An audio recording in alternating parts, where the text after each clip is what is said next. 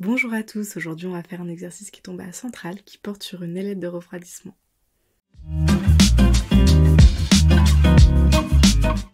Donc dans cet exercice on va déterminer de combien d'ailettes est-ce qu'on a besoin pour refroidir un moteur. L'ailette de refroidissement c'est vraiment un grand classique, ça tombe à la fois aux oraux et aux écrits. C'est tombé je crois en MP il y a 1 ou 2 ans à centrale également, sur un sujet qui portait sur les data centers.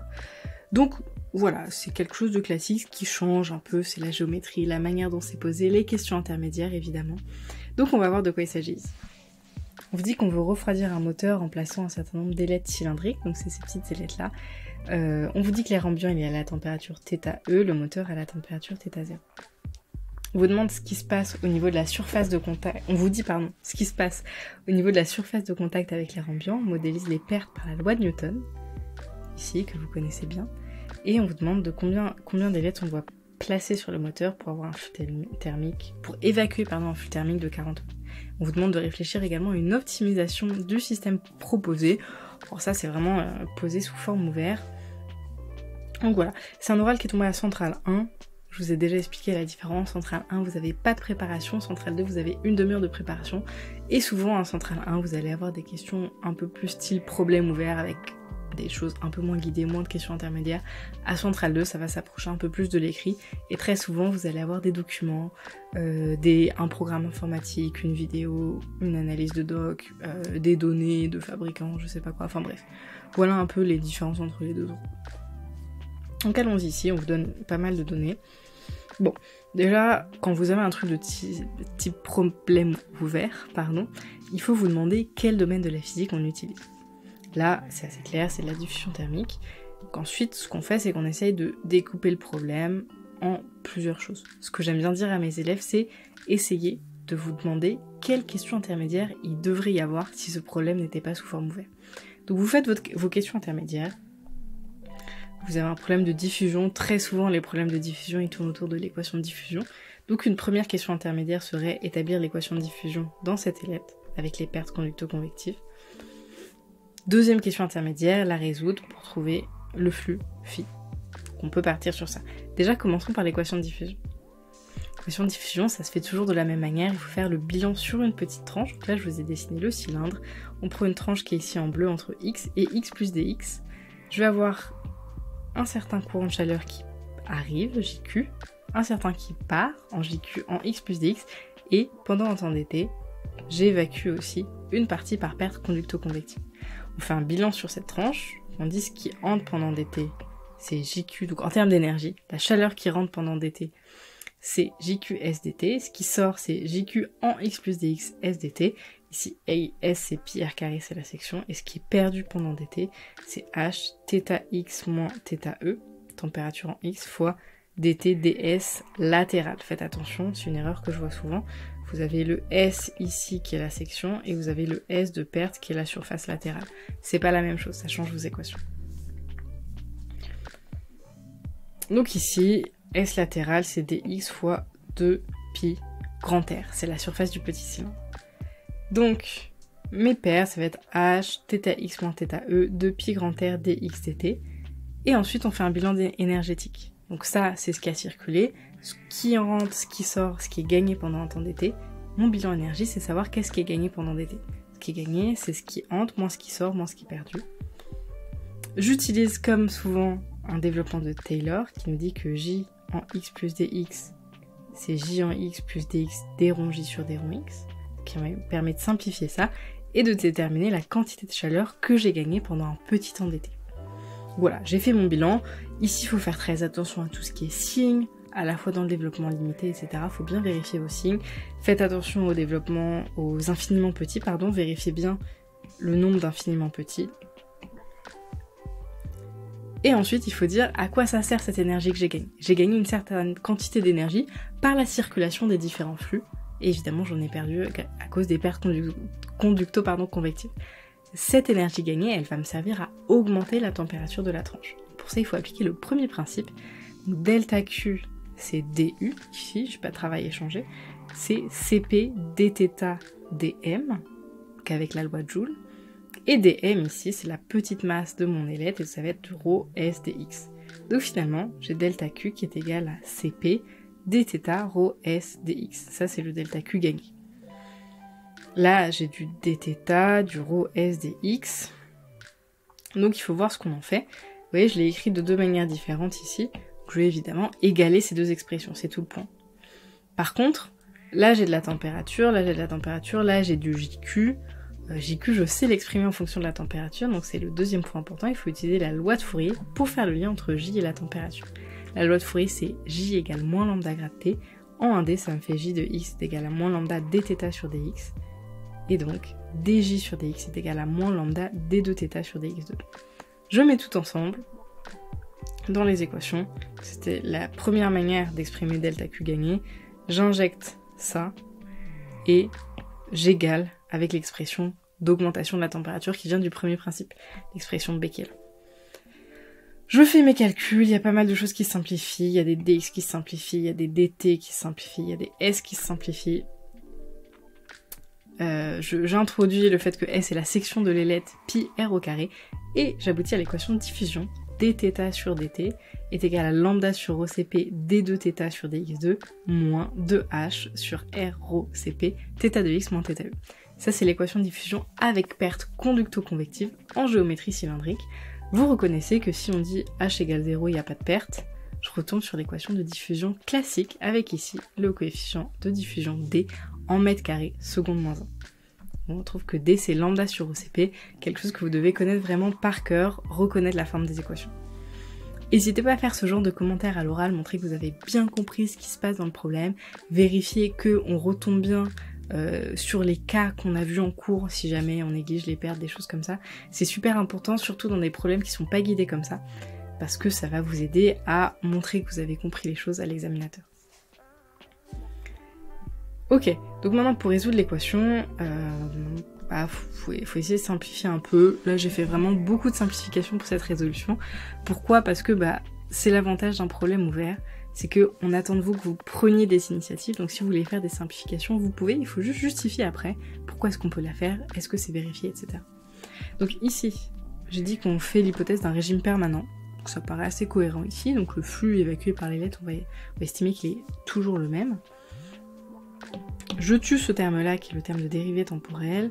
J'introduis des paramètres géométriques pour alléger un peu mes notations. Vraiment, faut surtout pas hésiter à faire ça, parce que notamment que vous avez plein de paramètres qui apparaissent, vous risquez de vous embrouiller un peu dans les calculs. Donc n'hésitez pas à poser, vous voyez, des longueurs, des temps, des choses comme ça caractéristiques, et ensuite à les réintroduire. Delta ici, c'est une longueur caractéristique, donc ça va être du lambda r sur 2h. Voilà, donc je pose une longueur caractéristique ici. Il y a deux manières de résoudre ce type d'équation, soit je fais équation homogène, solution particulière, soit sinon je pose t de x qui est égal à la différence entre les deux, et je tombe sur, t de x qui est égal à la différence de θ de x avec le θ extérieur, et j'ai une équation qui est homogène. Moi j'aime bien cette solution, je l'ai pas faite ici, mais c'est une solution en général que j'aime bien parce que ça permet d'alléger un peu les notations. Ici j'ai pas fait ça, donc j'ai dit solution générale, solution particulière. Là j'ai un moins 1 sur delta carré. Ma solution générale c'est une combinaison d'exponentielles. Vous pouvez aussi écrire une combinaison d'exponentielles croissantes et décroissantes comme une combinaison de CH et de SH. Cosinus hyperbolique, sinus hyperbolique, ça marche aussi. Et j'ai ma solution particulière qui est θx égale θu. Solution particulière, je dis juste, hop, en permanent, ici, qu'est-ce qui se passe ? Donc tout ça, ça me donne que θ de x, c'est a exponentielle de moins x sur delta plus b exponentielle de moins x sur delta plus θu. Là, il y a plusieurs manières, encore une fois. Soit je détermine les constantes en regardant ce qui se passe en x égale 0, en x égale L. J'obtiens des contraintes sur a et b qui font intervenir un cosinus hyperbolique de e moins L sur delta, e plus L sur delta. Bon, moi ici je me suis dit que j'avais vraiment pas envie de calculer ces sinus hyperboliques, ces cosinus hyperboliques. Donc je me suis dit, on peut dire que L est très grand devant delta, on pourra le vérifier après, et dans ces cas-là, on dit que notre solution ne peut pas diverger à l'infini. Ça revient à dire, j'ai une ailette par rapport aux échelles de longueur de mon problème qui est quasiment infinie. Encore une fois, on peut se permettre de faire ça parce que c'est un problème ouvert, c'est à vous de prendre des initiatives. Si vous prenez une initiative comme ça et que vous justifiez bien pourquoi est-ce que vous avez le droit de la prendre et que vous vérifiez bien après les hypothèses, ça marche. ici ça va marcher. Donc sinon c'est vrai que vous pouvez aussi demander à l'examinateur, vous dites voilà, j'aimerais bien faire cette approximation pour alléger les calculs, qu'est-ce que vous en pensez? Vous pouvez aussi amorcer un dialogue à ce niveau-là, vous voyez. Ou sinon, vous vous lancez dans la résolution. Si l'examinateur il est gentil, il va vous suggérer de faire une approximation. Enfin, voilà, il y a plein de manières de faire. Il faut pas hésiter à interagir avec l'examinateur à ce stade-là. C'est très rare que l'examinateur vous laisse prendre une initiative comme ça, continuer jusqu'à la fin et après vous dit non, j'avais pas envie. En général, il vous le dit s'il est pas d'accord avec la méthode que vous prenez. Mais dans tous les cas, il faut bien la justifier. Donc là, j'ai θ de x qui est égal à θ0 moins θe moins x sur delta plus θe. Maintenant, ce que je veux, moi, là, j'ai la température en fonction de x. Vous voyez, moi, je veux un flux thermique. On va regarder le flux thermique. Alors, pour rappel, le flux thermique, c'est JQ fois S. C'est à double intégrale, mais bon. Ici, JQ ne dépend que de X. Donc, en fait, c'est uniquement du JQ fois S. Mon delta Q, c'est JQ S dt, c'est l'énergie transportée. Alors, c'est important, c'est un peu pénible, vous avez plein de grandeurs différentes, plein de dimensions différentes, mais il faut bien se souvenir des différentes grandeurs qui interviennent en diffusion thermique. Donc là, qu'est-ce que j'ai fait? Moi, voilà, on a résolu la température. J'ai dit que JQ, c'était moins lambda dθ sur dx. Donc j'ai le flux thermique ici. J'ai le flux thermique en fonction de x. Voilà, que j'ai déterminé ici. Flux thermique en fonction de x. Et ensuite, j'ai simplifié avec le delta que j'avais déjà introduit. Et donc, j'ai déterminé le flux thermique total en fonction de x. Finalement, le flux qui circule dans les LED, c'est le flux thermique donc, qui est évacué par le moteur, c'est ce qui se passe, qui est évacué en x égale 0. Et donc, en x égale 0, j'ai du pi racine de lambda de HR3 facteur de θ0 moins θe. C'est une manière de voir les choses. Je détermine le flux thermique en fonction de x, et je dis celui qui est évacué par le moteur, c'est ce qui se passe en x égale 0. Une autre manière de voir les choses ici, c'est de regarder, de faire l'inverse. En fait, là, j'ai résolu pour θ, j'ai déterminé JQ, j'ai déterminé phi. L'autre manière de faire, c'est de regarder ce qui est dissipé par un élément de longueur dx et de dire le flux qui est évacué par le moteur en x égale 0, en fait, c'est équivalent à tout le flux qui est dissipé tout au long de l'ailette. Donc je regarde le flux thermique qui est dissipé par un élément de longueur dx, donc sur la surface latérale. Phi dissipé, ça va être l'intégrale entre 0 et plus l'infini. Parce que j'ai considéré que mon ailette était quasiment infinie, j'ai un peu triché. De tout ça, j'intègre et je retombe sur la même chose. Ce qui est cool, ça montre que ces deux méthodes sont équivalentes. Soit je trouve le flux thermique qui circule dans l'ailette, je le prends en x égale 0 parce que c'est à cet endroit-là que la chaleur est évacuée du moteur, soit je regarde le flux qui est dissipé sur la surface latérale de l'ailette, et je dis tout le flux dissipé sur toute la surface latérale, c'est égal à ce qui vient du moteur. Il y a deux manières de voir les choses. En tout cas, ce qui est bien, c'est qu'on voit que les deux correspondent. Évidemment, ici, je vous ai montré deux manières différentes de faire les choses. Il y a peut-être d'autres manières déjà, mais surtout, à l'oral, vous n'êtes pas du tout obligé de faire les deux. Vous pouvez, si vous avez les deux idées différentes, c'est tout à fait pertinent de dire à l'oral, voilà comment on peut voir les choses, il y a deux pistes différentes, je vais faire un calcul. Il n'y a pas de problème avec ça. Mais il ne faut pas faire autant de choses. Là, qu'est-ce que j'ai fait ensuite? J'ai fait une petite vérification d'homogénéité. Bon, là on va passer, parce que c'est un peu pénible. Je vous laisserai regarder vite fait la correction. L'idée c'est juste, vous voyez, là vous avez une formule qui est un peu... qui commence à faire apparaître beaucoup de paramètres. À l'oral, vous avez pas le droit d'écrire des choses pas homogènes.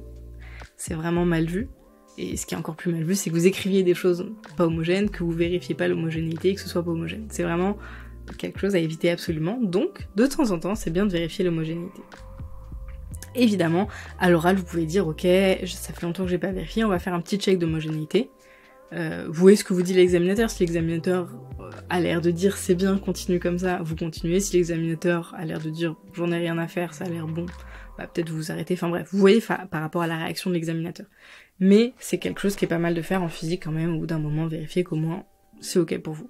Parce que si vous partez de l'oral, vous avez fait une demi-heure d'oral, de calcul, etc. à la fin, et que l'examinateur vous dit c'est pas homogène, c'est quand même pas terrible. Donc là, c'est un petit calcul d'homogénéité vite fait, qui est pas si simple, mais en tout cas, le résultat de ce calcul qui est que phi est bien une puissance, donc on est rassuré. Donc maintenant on passe à la résolution de problème, vous voyez, donc on a déterminé phi et let. Moi je trouve que c'est 4,7 watts avec les données du problème, et donc je trouve un n qui est fité par phi et let. Chaque let évacue ça, donc je trouve un n qui est de 9. Voilà, donc déjà si vous avez fait ça à l'oral de centrale, vous avez bien expliqué, vous avez tout bien justifié, vous avez trouvé les valeurs numériques, c'est homogène, vous avez montré l'homogénéité, vous avez vraiment bien fait votre oral. Vous allez avoir une très bonne note, j'en suis sûre, si déjà vous arrivez jusque-là. Ensuite, il y a la question de l'optimisation, qui est un peu une question ouverte. Quand vous avez des questions ouvertes comme ça, où vraiment on vous dit pas précisément combien de il faut, on vous dit juste réfléchir à l'optimisation, c'est typiquement le genre de question où il faut essayer de discuter avec l'examinateur. Donc le but c'est de dire vos idées, comment vous pensez qu'on peut optimiser, comment vous voyez les choses, quelles questions vous vous posez. Essayez d'interagir un peu avec l'examinateur et voyez ce qu'il vous dit. En général, normalement, il va un peu réagir avec vous, vous poser d'autres questions, vous guider dans une certaine voie ou une autre. Déjà, si vous savez pas trop ce qu'on attend de vous, ici c'est pas clair, on vous demande comment optimiser. On sait pas quoi il faut optimiser, si c'est le coût, si c'est l'air, on sait pas du tout ce qu'il faut optimiser. Donc c'est vraiment à vous de poser votre problème. Quand on sait pas trop quoi faire, faut regarder les cas limites. C'est quelque chose que j'aime bien faire en général. Je regarde, c'est quoi les cas limites ici, c'est qu'est-ce qui se passe si j'ai une grosse ailette, une seule. Je peux me dire, je prends mon moteur, je mets juste une ailette avec un grand R. L'autre cas limite, c'est de dire, je mets plein de petites ailettes avec un petit R et du coup un grand N. Voilà, c'est les deux cas les plus extrêmes. Là, la limite que vous avez, c'est la surface de contact.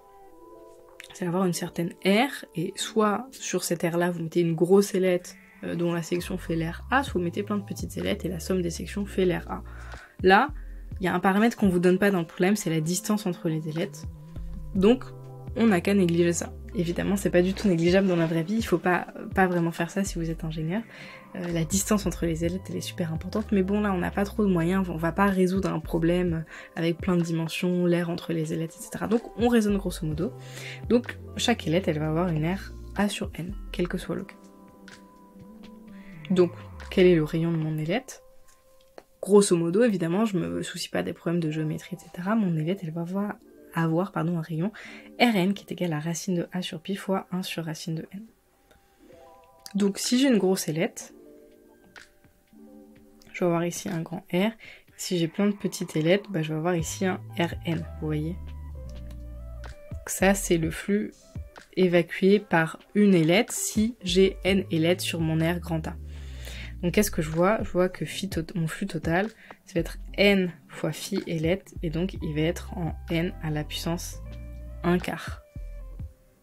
Quoi qu'il se passe, vous voyez, là j'ai vraiment dit, je prends un A fixé, une R de contact fixé, je mets grand N ailettes dessus, je regarde le flux évacué par une ailette, je multiplie par N, ce qui me donne le flux total évacué, et je vois que ce truc-là, il est proportionnel à N à la puissance 1 quart. Qu'est-ce que ça veut dire? C'est-à-dire que si je veux optimiser le refroidissement, j'ai intérêt à maximiser le nombre d'ailettes ici. Si je trouvais quelque chose du style n-1,5, dans ce cas, j'aurais tendance à minimiser, vous voyez? C'est ça l'idée. Donc ce que vous voulez, et vous voyez que c'est logique parce qu'en fait vous voulez refroidir, donc ce que vous voulez maximiser c'est les pertes conducto-convectives, et celles-là elles sont proportionnelles à la surface de contact avec l'air. Donc plus vous mettez de petites ailettes, plus vous avez une grande surface de contact avec l'air, et donc plus vous évacuez du flux rapidement. Évidemment, là, on a complètement négligé, comme je vous l'ai dit, plein de paramètres géométriques. On a juste dit, je prends une aire, je mets un maximum d'ailettes dessus. On a négligé le fait qu'il devait y avoir une couche d'air entre les ailettes. Parce qu'évidemment, si vous mettez plein d'ailettes toutes fines, mais qu'elles sont toutes collées, c'est pas très utile. Donc là, c'est vraiment une loi d'échelle pour voir un peu ce qui se passe, et du coup, pour voir que vous avez intérêt à mettre un grand nombre d'ailettes. En réalité, ce qu'il faudrait faire, c'est... Voilà, en réalité, dans toute cette modélisation, ce qu'on a fait, c'est que l'air ambiant, on l'a modélisé comme un thermostat, on a dit qu'il variait pas, et du coup il faudrait étudier les transferts thermiques entre les ailettes et l'air, quelle distance on doit mettre entre les ailettes pour que l'air soit vu dans un thermostat, comment la chaleur se propage via l'air à une autre ailette, etc. Enfin bref, c'est un problème super complexe, et d'ailleurs, vous pouvez tout à fait parler de ça à l'oral. Vous pouvez très bien dire, voilà des lois d'échelle, comment on peut optimiser. Après, il y a plein d'autres problèmes qui se posent. Dans un problème ouvert comme ça, évidemment, on se doute bien que la modélisation que vous proposez, elle va pas être juste, qu'il va y avoir plein de petits détails. Et c'est super important que vous donniez tous les petits détails, tout ce qui fait que en fait c'est plus complexe et qui montre que vous avez bien compris les limites de votre raisonnement. Voilà, c'est tout pour ça, je pense qu'on a bien fait le tour.